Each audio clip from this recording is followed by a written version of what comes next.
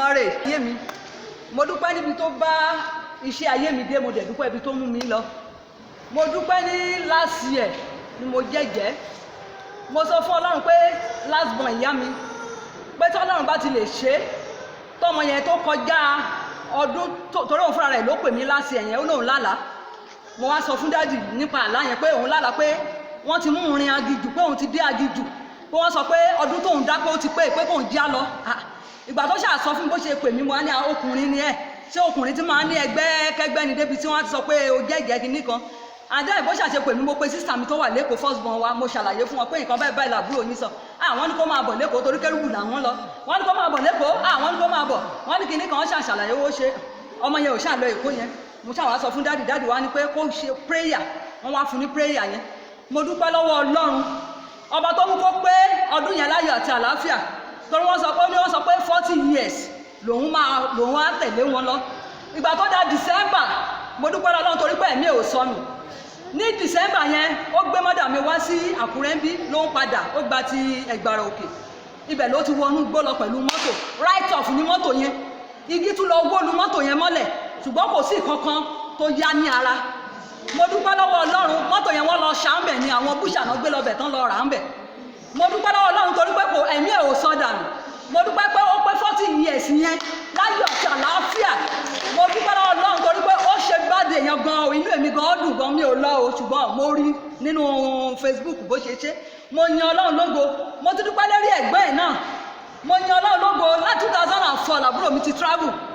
Ó débẹ̀, ó lọ school ń bẹ̀, ó lọ school bí, kò gba resort bí, ó lọ ọ̀hún. Ìgbà tó fi dé US yẹn, oríṣiríṣi wàhálà ìdààmú ló bẹ̀rẹ̀ sí ń kó ń bẹ̀. Á tún pè mí torí èmi nìkan mo lè sọ pé mo ń gbàdúrà nínú gbogbo àwọn ọmọ ìyá mi. Wọ́n lọ ṣọ́ọ̀ṣì o, ṣùgbọ́n ṣọ́ọ̀ṣì aláfẹ́fẹ́ yẹ̀yẹ̀ lórí kálukú wọn lọ. Ọmọ yẹn á tún pè mí, ó pè mí gbà kan lóun padà bọ̀ ní Nàìjíríà. Mo ní kò sáàyè, mo ní òní wá, mo ní kò dúró síbẹ̀, mo lọ́nà àgbàkóso.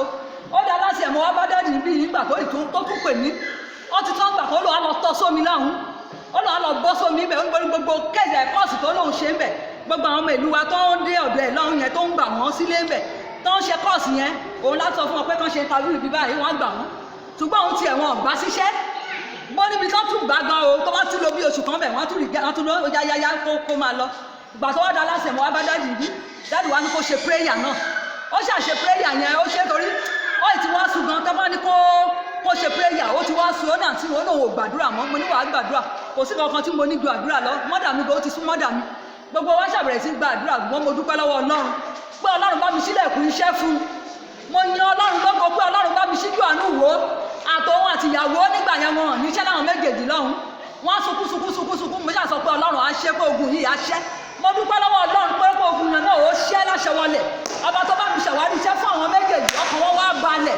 Mo dúpẹ́ lọ́wọ́ Ọlọ́run, mo yan Ọlọ́run lógo. Mo sọ wípé Ọlọ́run ṣé, Ọlọ́run ìgbàlódé, mo sọ wípé ó ṣe nítorí pé ó dára sí mi. Ó gbà mí lágbàtán, ó fi àánú, ó fi hàn sí ayé mi fún iṣẹ́ rẹ̀ náà lórí ayé mi. Mo sọ wípé ó ṣe o. Ọ̀rọ̀ tí dádì sọ fún mi lẹ́ẹ̀kan, mo yan Ọlọ́run lógo lórí ẹ̀. Nítorí pé mo rìnrìn àjò kan lánàá, mi ò sọ fún dádì. Mo fẹ́ wá ní Tuesday kí n wá sọ, ṣùgbọ́n ara mi ò gbé láti pé kí n wá sí orí òkè. Mo dúpẹ́ lọ́wọ́ Ọlọ́run nítorí pé mo rìnrìn àjò kan lánàá lọ sí ìlú mi.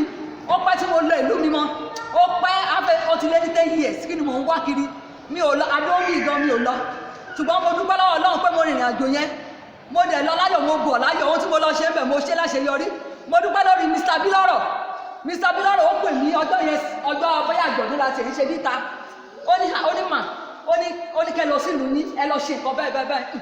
Mo ní èèyàn kan náà ti sọ fún mi, mo ní mi ò lọ. Mo ní màá lọ. Ìgbà tó yá mo wá rò pé kò sí nǹkan tí mo fẹ́ lọ ṣe, bí mo tún lọ gbogbo wọn náà látún rí mi. Ṣùgbọ́n mo dúpẹ́ lọ́wọ́ Ọlọ́run pé mo rìnrìn àjò yẹn lánàá. Mo dúpẹ́ torí pé Ọlọ́run mú mi lọ láyọ̀, ó mú mi bọ̀ láyọ̀. Mo dẹ̀ dúpẹ́ lẹ́yìn ìrìn àjò yẹn pé ìṣòro rẹ̀ lásán fún mi. Mo gbé Ọlọ́run ìpè yìí ga nítorí pé ó dára sí mi. Ní ìdí èyí ẹ bá ń fi hallelujah 21 ní Ọlọ́run ìparí jẹ nítorí pé ó ṣe, nítorí pé àánú rẹ̀ ló títí láì.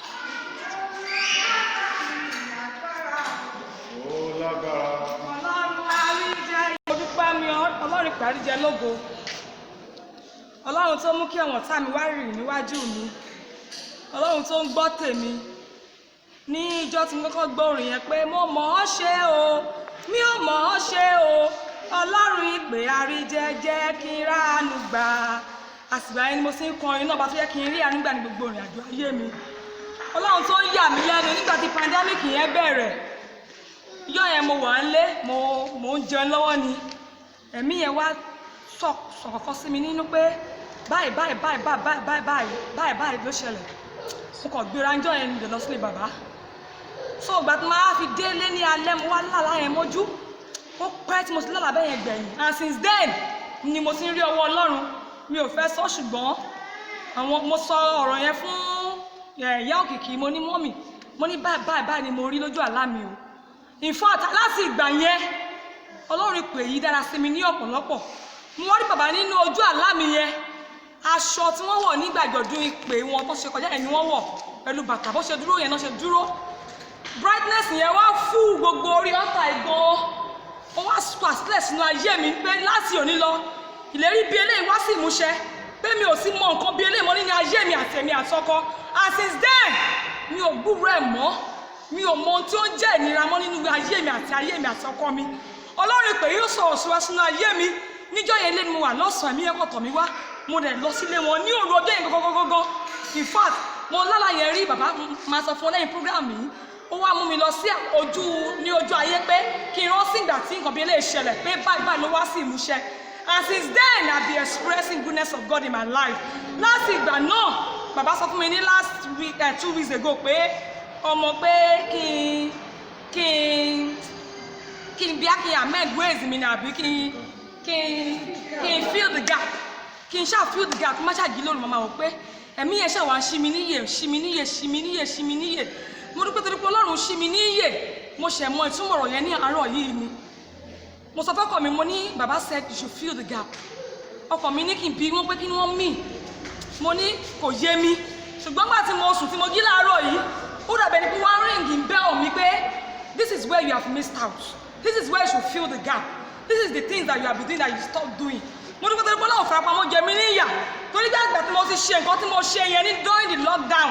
pípẹ́ Ọlọ́run pè é yìí lò fún ayé mi ó sọ sí ayé mi pé láti òní lọ pé nǹkan báyìí mi ò ní express ẹ̀ mọ́ pípọ́ dípò bẹ́ẹ̀ ìyanu ayọ̀ ló máa ṣẹlẹ̀ nínú ilé mi pílẹ̀ yìí náà dẹ̀ ń wá sí ìmúṣẹ fún ojú rere tí mò ń rí gbà ọpẹ́ fún Ọlọ́run ìpè àríjẹ lọ́pọ̀lọpọ̀ fún àánú tó fọ̀ lórí ayé mi oyin Ọlọ́run ìpè àríjẹ lógo fún àwọn nǹkan tí mi ò láyè tó ń ṣe fún mi torí pé kọjá ọgbọ́n torí pé kọjá ìmọ̀ torí pé kọjá òwe òye mi màá sọ pé Ọlọ́run ìwọ ni ọgbọ́n mi ìwọ ni ìmọ̀ mi ò mọ nǹkan Ọlọ́run àríjẹ máa gbẹ́ni mi sọ̀rọ̀ máa kún ọpọlọ mi mo bẹ̀rẹ̀ fún ọgbọ́n ìmọ̀ àti òye ó dẹ̀ ń fi fún mi ó yìn fún ohun tó ṣe nínú ayé mi nínú ayé ọkàn mi nínú ayé mi hallelujah 7 ògo 7 òsánà 7 torí pé Ọlọ́run àríjẹ kò dálẹ̀ ohun tó ṣe nínú ilé mi gbólúwàgà mi ọdún tó ta fẹ́ ṣe yìí in fact Ọlọ́run ṣe ń bẹ láyè síbẹ̀ Ọlọ́run á jẹ́ wa gbára lórúkọ Jésù máa fi gbogbo kan ní mi máa fi yan Ọlọ́run ìpè yìí torí pé ó ṣe é fún mi torí pé ó kọjá ìmọ̀ torí pé ó kọjá òye mi lọ.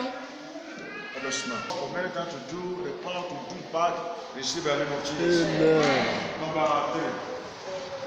Lọ́wọ́ lórí parí dé lórí ayé ọmọ mi ọkùnrin yẹn mo dúpẹ́ ní ìgbà tí ó wá kíní yẹn ṣàápùn ní last month ọjọ́ Sunday báyìí kò wá owó wà pọ̀ lọ́wọ́ mi mo nílé táwa a máa dúró sílé lọ́jọ́ Sunday tá à ní lọ ṣọ́ọ̀ṣì yẹ ká lọ sí ṣọ́ọ̀ṣì ọ̀dọ̀ àwọn àǹtí mi mo ṣe àmúra fún wọn nìyá wa lọ ṣọ́ọ̀ṣì bàtà ti close bá ṣe ń bọ̀ ọmọ mi ẹ̀jẹ̀ yẹn wá ó lóun ò lọlé kí ló ṣẹlẹ̀ já lọ ó lóun ò lọlé ó lóun fẹ́ dúró sí ọ̀dọ̀ àwọn àǹtí mi mo ní mọ́mí ti wà ní ṣọ́ọ̀ṣì o wọ́n ní kí wọ́n dúró mo ní já lọ ó lóun ò lọlé mo ti dáadé bá dé lọ́la báyìí á máa sọ̀rọ̀ sí mi já lọ ó lóun ò lọ́sẹ̀ gbà tó ti takú jù mo ní kò sáṣọ mi ó lóun á máa wọ aṣọ wínà bó ṣe padà lẹ́yìn mi nìyẹn ìgbà tí màá lọlé torí ilé wa báyìí ó lẹ́nìkan tó wà ń bẹ̀ tí àṣọ ìtọ̀ ṣúgà ó máa ṣe ó bẹ̀rẹ̀ sí bèrè ọmọ mi wẹ́lẹ́wẹ́lẹ́ wá nẹ́ẹ̀jẹ̀ ńkọ̀ mo ní ó náà ò wálé kó dúró sọ̀dà tí mi ò mọ ẹnìtì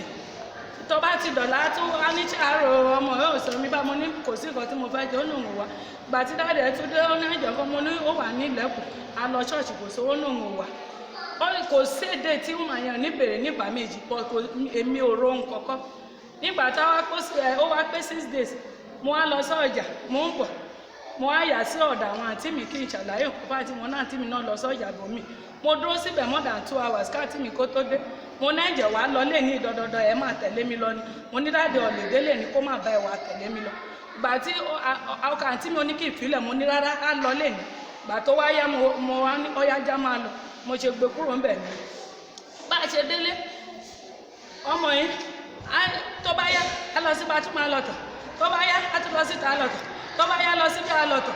Iye mi ò ṣe rárá, màá tún máa ké mọ pé mo ṣẹ̀kọ́ bathroom yẹn ni o, ìta ni kò lọ o. Ìgbà tó wá yá tó dalẹ́ tí ilẹ̀ fẹ́ ṣú ni iye mi fẹ́ ṣí, mo ní he ìtọ̀ ìwọ lẹ́fẹ́ tọ̀ ó ti dáta ó tó ìgbà 30 báyìí 30 tọ̀ látàárọ̀ 30 dé, kí ló ṣẹlẹ̀?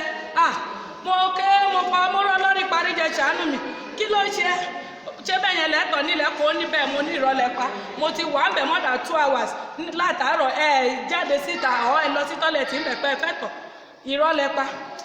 Wò ó tún da ọjọ́ kejì ọmọ mi ò lè jókòó ní 10 minutes kó má tọ̀ nígbà márùn. Mo ní Olúwa ṣàánú mi, Olúwa ṣàánú mi ẹlẹ́lẹ́rù, ọmọ mi ò ní pé lórúkọ Jésù. Màá lọ mọ́ mi kẹ́gì wá tìyẹn, màá bù sómi, màá fún ámú, màá dálé lórí. Àmẹ́sàn ní bẹ́ẹ̀ yẹn lòun náà notice pé ẹ̀jẹ̀ ti tọ̀ jù. Eléyìí ti kọjá nǹkan. Ìgbà tó wáyá tí dáàdì ẹ̀ náà dé, mi ìṣàlàyé kọ̀ọ̀kan fi dáàdì ẹ̀ tún wá nìyẹn. Báwo lẹ ṣe ń tọ̀ báyìí látàárọ̀? Ó ní ṣàlàáfíà wà lága rẹ̀ tẹ̀bẹ̀ sí tọ̀. Pé ṣé mo wọ ọmọ dáadáa? Ó ní kí gbé fóun kí pe dáàdì. Mo ní mi lè sọ kọ̀ọ̀kan fi dáàdì nínú ilé bíbà torí tí n bá ti sọ àwọn kejì mi wọ́n máa gbọ́. Kí wọ́n máa fọwọ́ ayé ṣe wọ́n lọ́n ṣàánú mi. Ìgbà tó wáyá mo á lọ sẹ́gbẹ́ tí wọ́n ti tọ́jẹ́ ní tí gbogbo èèyàn ti tọ́jẹ́ mo á pe dáàdì. Dáàdì wá ní tí bá pé òru aago kan kí n gbọ́wọ́lé kí n gbàdúrà fún kí tó wá pè. Ìgbà tó wá dá wà mo á dìde mo gbàdúrà fún, mo á tún pe dáàdì tún gbàdúrà fún. Ó dọjọ́ kejì ó lọ sí nọ́mà bó ṣe ń tọ̀ ó stop. Ìgbà tó tún dọjọ́ kẹta ó tún bẹ̀rẹ̀. Bọ́mọ ń ṣe tọ̀tọ̀tọ̀ àtúndé ṣọ́ọ̀ṣì mo á náà méjì kó rọ́ mi létí ìtọ̀tọ̀ ọmọ ìtọ̀ yìí o. Àtúndé ṣọ́ọ̀ṣì mo káwọn ọmọ mo sádọ̀dọ̀ dáàdì mo tún gbàgbé. Gbà tí màá délé bóyá kí jara mi mọ́lẹ̀ ni mi ò mọ̀. Mo ní ẹrù tí kì í ṣe tọmọ mi kò ní gbé torí ìgbà gbogbo tẹ́jẹ̀ ti wọlé gan ìgbà gbogbo láti bèrè ẹ̀jẹ̀. Ìgbà míì tó bá fẹ́ wọnúlé ọmọ mi mọ kọ̀kọ́ á tún sá wọlé. Mo ní kí ló ń ṣẹlẹ̀ ìwọ náà? Gbà tí mo ṣàlàyé fún àti mi ò mọ̀ ó ní mi mọ̀ pé ọmọ ìrìnà ni pé ìgbà tó wà nílé ohun tó náà ò lọ tí mo ń fà á pé kí n wo nǹkan tí tọmọ mo ní lórúkọ Jésù kí ni ìtumọ̀ ṣọ́ọ̀ṣì tí mo ń lọ tí torí yàdí èmi nìkan ni mi kì í sulé nígbà tí ìṣòro máa wà èmi nìkan ìgbà gbogbo ní ìyá méjì ni mo ní eléyìí òun ló lẹ́rù ẹ̀ òun ló ní ti ṣúgà ọmọ mi kò ní gbé lórúkọ Jésù. Ìgbà tó yá títí tí mo bẹ̀rẹ̀ sí gbàdúrà tí mo ń gbàdúrà mi sọ dítẹ̀ kí wọ́n bá dáàdì torí ìgbà yẹn owó pọ̀ lọ́wọ́ mi gan mi wá sọ dítẹ̀ pé báyìí lórí. Ìgbà tó yá tí mo ń gbàdúrà mo fara ya gan ìtọ̀ tí mo sọ fún yóò jọ ọ̀sẹ̀ méjì o tọmọ tó ń jèrora tó máa ń tọ̀ mínítì kan gan á ti tọ̀ ní ẹ̀mẹ́lò á dẹ̀ pọ̀ gan kò dẹ̀ mọ́ mi. Mo dúpẹ́ lọ́wọ́ lórí àríjẹ torí pé ó bá mi ṣógun náà ṣẹ́wọlẹ̀ ẹni tó lẹ́rù ẹ̀ òun ló lẹ́rù ẹ̀ títí dọjọ́ tí màá kúrò ńbẹ̀ kò ní gbé fáwọn ọmọ mi lórúkọ Jésù. Mo dúpẹ́ lọ́wọ́ lórí àríjẹ torí láti ìgbà yẹn àfi mo ti gbàgbọ́ àfi jẹ́rìí mo á rò ó níjẹ̀jọ́ mo náwó gbà tó kọ̀ mí dáàdì ó sọ pé àwọn tó jẹ́rìí kú wọn jáde mo á ní tó bá dè ní torí ká ní pé ó ti kọjá ìyẹn báyìí ara mi ara máa gbọ̀ mo á ní tí bá kórè mọ́ra kò dáa. Mo dúpẹ́ lọ́wọ́ lórí àríjẹ torí ó bá mi ṣọ́ọ̀gù ìwọlẹ̀ kò jẹ́ kó jí pété ọmọ mi fídè hallelujah méjì àtọ̀gbọ́n méjì ọkọ lọ́rùn. Ọwọ́ ayé ò ní ká wọ̀n rẹ o. Number 4, ẹ̀rí lánàá yẹn, good testimony.